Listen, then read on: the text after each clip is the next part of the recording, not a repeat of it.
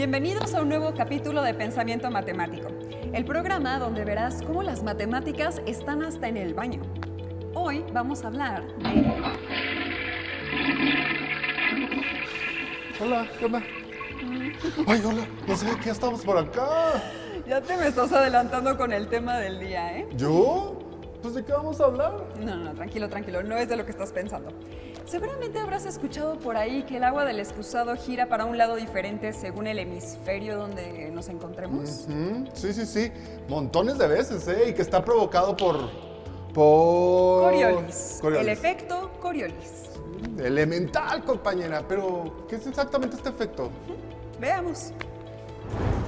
El efecto Coriolis fue descrito por el científico francés Gaspard Gustave Coriolis en 1836, en el que se observa un sistema de referencia en rotación cuando un cuerpo se encuentra en movimiento respecto a este.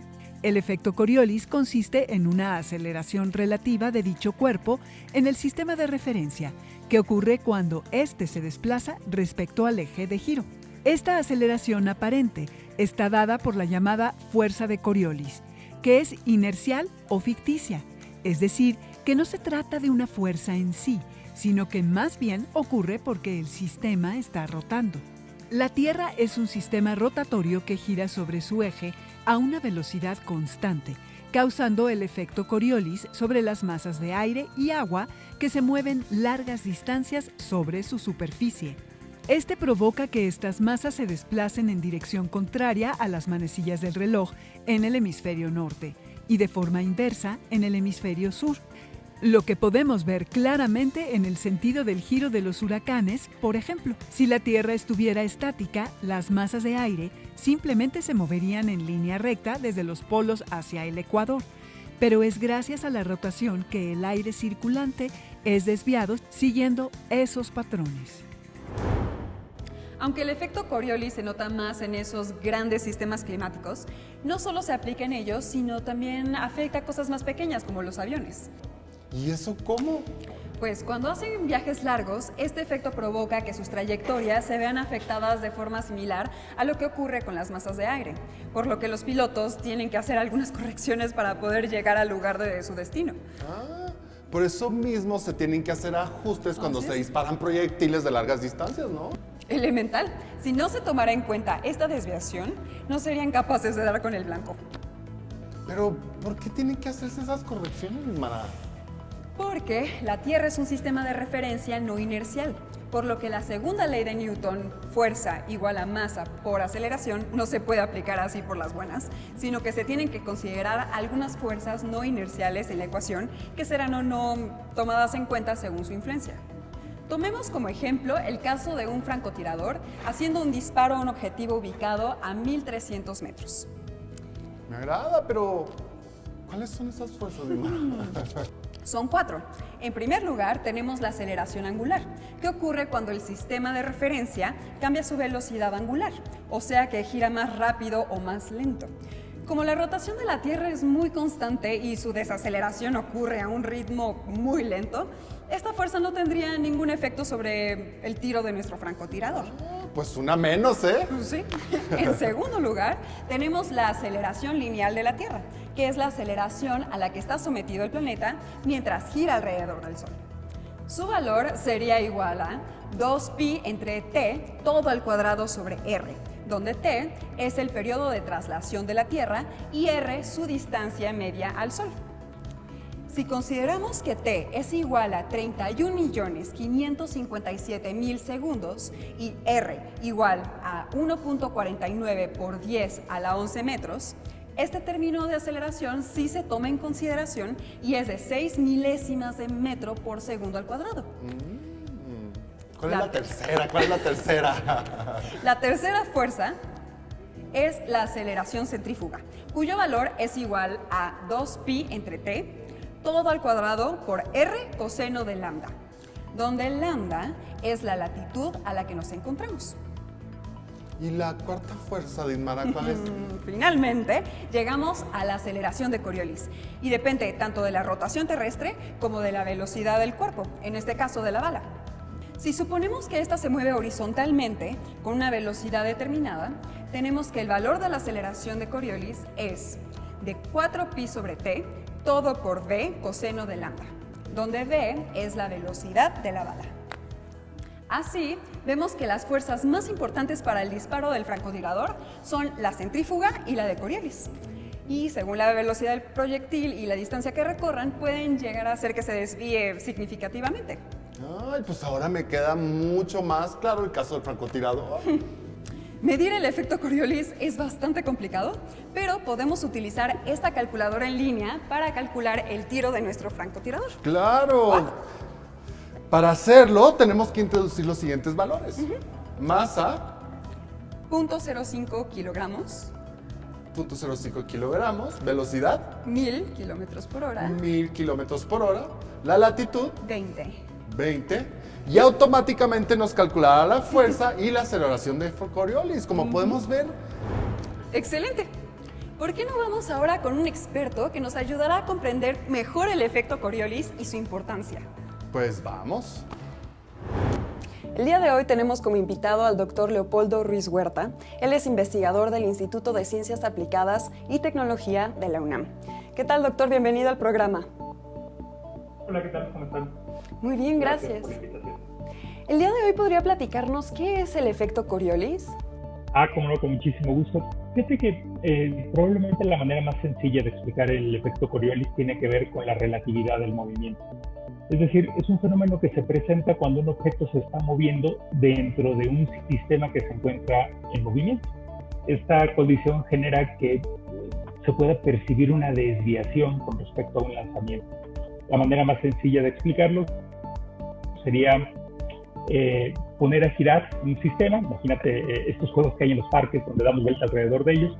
Y si yo trato de lanzarle un objeto a la persona que se encuentra sentada justamente enfrente de mí y este sistema está estático, es decir, no se mueve, el objeto va a viajar en línea recta. Pero si alguien llega y nos está dando vueltas de manera externa y yo lo lanzo, pues ese objeto no va a llegar a la persona de enfrente, sino se va a percibir una ligera desviación. Y este fenómeno pues obedece a que se encuentra en movimiento el sistema de referencia con respecto a lo que se está lanzando. ¿Y cómo fue que se descubrió? Bueno, en realidad, como muchas cosas en la ciencia, es la convergencia de muchos fenómenos que han sido estudiados. Vale la pena decir que a Gustave Coriolis se le atribuye este fenómeno con respecto a una publicación que hace en el año 1836.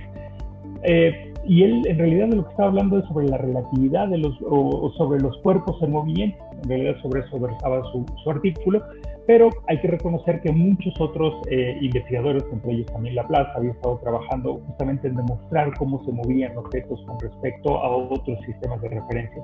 Me parece justo que a él se le haya atribuido, pero fue un concepto que en realidad quedó un tanto enterrado hasta que no comenzó prácticamente el siglo XX, que comenzó a tener una, sobre todo, aplicación en virtud de que comenzábamos a viajar mayor cantidad de distancias y sobre todo a mayores velocidades.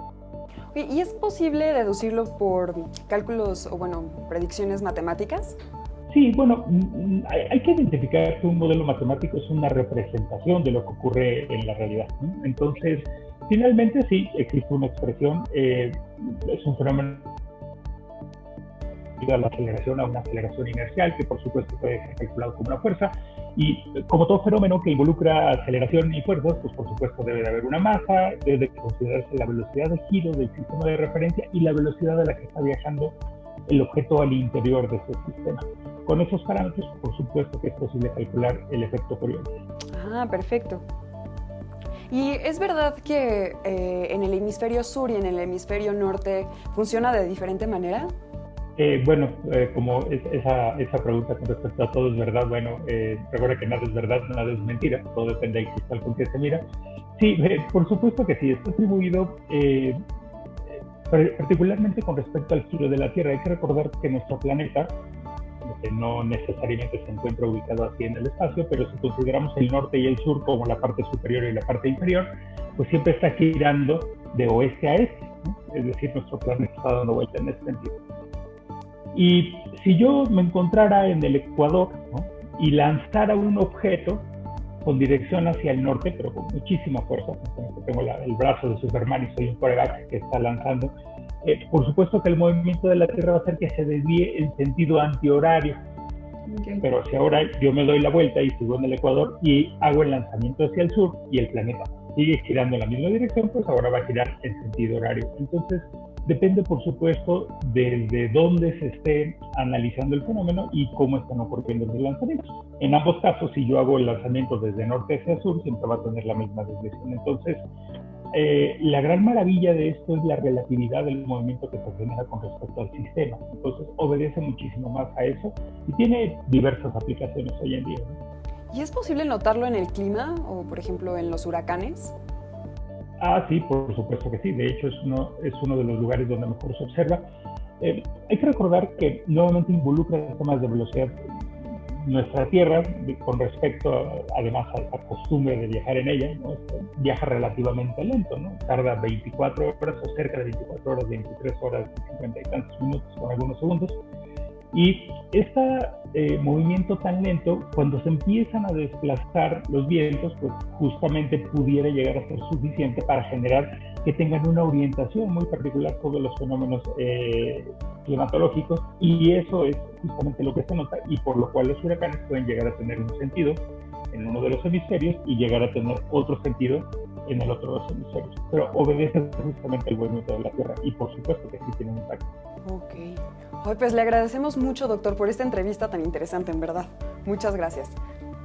No tiene nada que agradecer, y hay que recordar que también sirve para muchos temas de navegación, ¿no? Los aviones, cuando viajan de un lugar a otro, por supuesto, debido a la gran distancia y las velocidades que llevan, la rotación de la Tierra tiene un impacto y hay que ajustar las trayectorias para compensar este desplazamiento. Sí, claro que sí.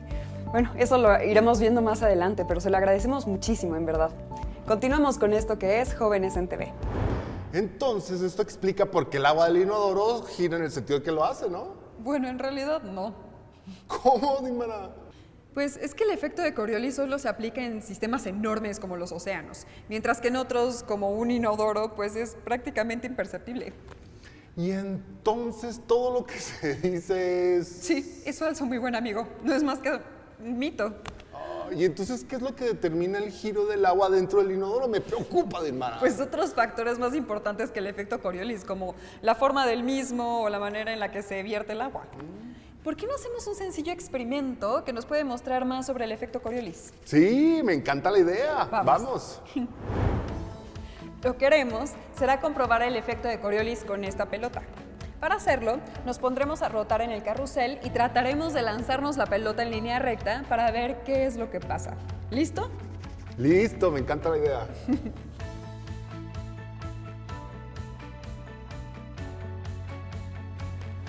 Lo que esperaríamos al lanzar la pelota de frente es que llegara a tus manos. Pero en lugar de eso, vemos que el lanzamiento se curva y sale en otra dirección. Ajá. Porque aquí tenemos a nuestro amigo Coriolis haciendo de las suyas, Dimara. Elemental. ¿Por qué no lo repetimos para verlo una vez más?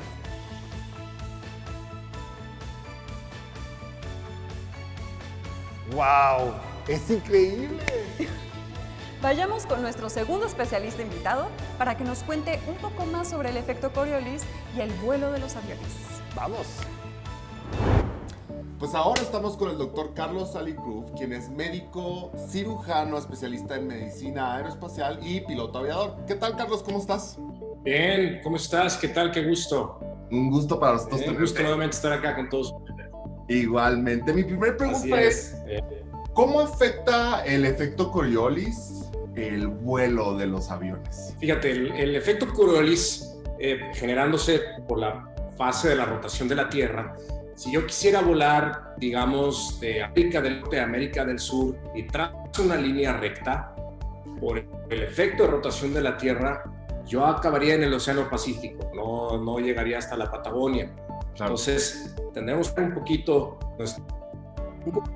hacia el este para que de esta forma, aprovechando el efecto de rotación de la Tierra, lleguemos ahí. Ya los nuevos sistemas de navegación, ya nuestra navegación satelital, la navegación con las señales que hay en la Tierra, con las antenas que tenemos en la Tierra, pues ya nos van dando referencia para ir enderezando el avión, pero realmente si uno ve la trayectoria de un avión conforme la Tierra va rotando, es un poquito circular, digamos, si vamos de norte a sur, digamos que es un poquito hacia la izquierda, vamos dando la vuelta, ¿no? Así es como nos afecta. Y bueno, pues todos estos cálculos, cuando se usaba navegación no satelital, pues bueno, había que estarlos haciendo. Ahora ya con la navegación satelital, pues es mucho más sencillo, ¿no?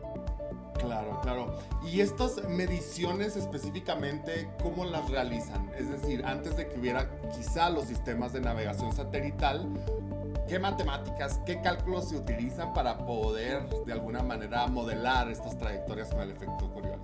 Sí, pues había que hacer precisamente las fórmulas que realizó Gustave Coriolis cuando desarrolló todo esto, ¿no?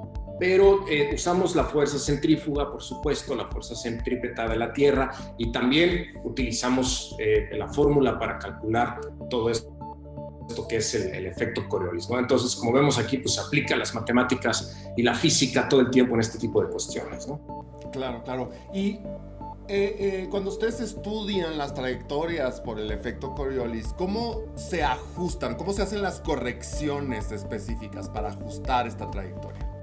Mira, si tú te paras en el Ecuador, viendo hacia el polo norte, digamos, la Tierra rota hacia la derecha, rota hacia el este, entonces, y se pone una persona en el polo norte y te lanza una pelota en línea recta, la pelota va a caer de tu lado izquierdo. No la puede lanzar en línea recta hacia ti, la tendría que lanzar, digamos, hacia tu lado derecho para que cuando tú te muevas, te caiga a ti encima, ¿no? Y en cambio, si tú estás volteando hacia el sur y alguien desde el polo sur te tira la pelota, va a quedar hacia tu lado derecho por la fuerza el efecto de rotación. Y así es como nosotros lo hacemos, ¿no? Nosotros sabemos que si tenemos que ir de norte a sur, pues tenemos que apuntar un poquito más hacia el este para otra vez caer nuevamente aprovechando este efecto de rotación. Y también, pues cuando se lanzan cohetes hacia la órbita, digamos que si se lanza un cohete en el Ecuador en línea recta hacia arriba, desde la Tierra pareciera que el cohete se está moviendo hacia el este, ¿no? Claro, claro. ¿Hay alguna como implicación en el gasto de combustible de los vehículos aeroespaciales por el efecto Coriolis? ¿Sí o no? ¿Y por qué afecta de esta forma? Mira, realmente ya lo tenemos, ya está implícito, es algo que está implícito en los vuelos en la Tierra. Lo que sí nos obliga, lo que también hace el efecto Coriolis, junto con los intercambios de temperatura que hay en la atmósfera, son los vientos, ¿no? Los vientos predominantes, sobre todo en los veranos, que los vientos son un poco más fuertes. A la hora de que gira la Tierra hacia la derecha, hace que los vientos, haz de cuenta que tú vas parado en el Ecuador y de repente te están rotando así, el viento te pega de frente, ¿no? Nada más que en el hemisferio sur dan vuelta hacia ese lado y en el hemisferio norte dan vuelta hacia acá. Entonces, esa generación de vientos, esa generación de corrientes de chorro, entonces hace también que a nosotros nos afecte. En el polo norte, en el invierno, son mucho más frecuentes encontrar este tipo de corrientes de chorro. Y entonces, pues bueno, todo esto involucra nuestros cálculos, ¿no? Y aquí hay con globos aerostáticos, con satélites, con señales, con todo esto se van calculando los vientos. Si subes más, los vientos normalmente son más fuertes. Entre más te pegues a la Tierra, pues son más débiles los vientos, ¿no? El consumo de combustible también se ve afectado, ¿no? Si nosotros tenemos el viento de frente, nuestra velocidad al respecto de la Tierra, respecto al viento, respecto a la atmósfera, va a ser la misma, pero respecto a nuestro avance de la Tierra con viento de frente vamos a ir más lento. Entonces vamos a consumir más combustible porque vamos a volar por más tiempo. ¿En qué otros casos, Carlos, crees que es importante mencionar pues, el impacto del efecto Coriolis en este tipo de trayectorias, ya sea en ingeniería aeroespacial o en algunos otros fenómenos que tú hayas visto? Mira, pues en meteorología nosotros estudiamos mucho eso, la generación de los fenómenos meteorológicos. Por ejemplo, los huracanes, nosotros los conocemos como huracanes, hay quien lo conoce como tifón en otra parte del mundo. Depende de dónde seas, el nombre que le pones, ¿no? El nombre correcto son ciclones tropicales. Y estos ciclones tropicales, por el mismo efecto Coriolis, en la parte del hemisferio norte, giran en contra de las manecillas del reloj y en la parte del hemisferio sur giran a favor de las manecillas del reloj. Entonces, como ves, el efecto Coriolis afecta todo esto y también tiene que ver con la generación de mareas y, como les decía, este tipo de vientos, ¿no? Hay una idea muy equívoca que también hace que el agua adentro de un inodoro o adentro de un contenedor, a la hora que uno lo drena, gire hacia un lado, gire hacia el otro. Esto realmente depende del tipo de cañería que uno esté usando y hacia dónde, porque realmente el efecto Coriolis lo que modifica es una trayectoria que se recorre durante horas a largas distancias, ¿no? No una cubeta ahí con un hoyo abajo, eso no es posible. ¿Cómo les podrías decir a los chavos de preparatoria cómo tú utilizas las matemáticas y para qué te han servido, no? Híjole, pues las he visto todo el tiempo hay que estar haciendo cálculos, hay que estar haciendo no nada más cálculos mentales. Ahorita ya estamos auxiliados mucho por las computadoras, pero también nosotros tenemos que saber hacer este tipo de cálculos rápidos, precisamente para que en caso de una emergencia y en caso de una falla de estas computadoras, pues nosotros podamos ser quienes reemplacemos a la máquina y no la máquina que nos reemplaza a nosotros, y cuando la máquina se paraliza, pues viene un caos, ¿no? Entonces, es algo cotidiano para mí, es algo de todos los días, y pues es algo que realmente me ha servido mucho para poder seguir avanzando. Bien, muchas mates de bachillerato, geometría, trigonometría, cálculo. Muchas gracias, Carlos, por tu tiempo. Es un honor para nosotros tenerte aquí en nuestro programa, y nosotros continuamos en Jóvenes en TV. Nunca me hubiera imaginado que el efecto Coriolis era tan importante para tantas cosas, hermana. Elemental. Aunque no tenga relación con los inodoros, como tantas veces nos han dicho, sí hay que entenderlo para explicar fenómenos mucho más grandes como los sistemas climáticos y las corrientes marinas. Es muy alucinante. Por hoy hemos llegado al final de este episodio, aunque no podemos irnos sin antes preguntarles, ¿en la atmósfera de Júpiter existirá el efecto Coriolis? Bueno, pues recuerden unirse a nuestra comunidad, el grupo de Facebook Jóvenes en TV, un grupo de jóvenes en casa, y usar el hashtag Elemental para responder la pregunta e interactuar con nosotros. Ahora sí, hasta un nuevo episodio de Pensamiento Matemático. ¡Elemental!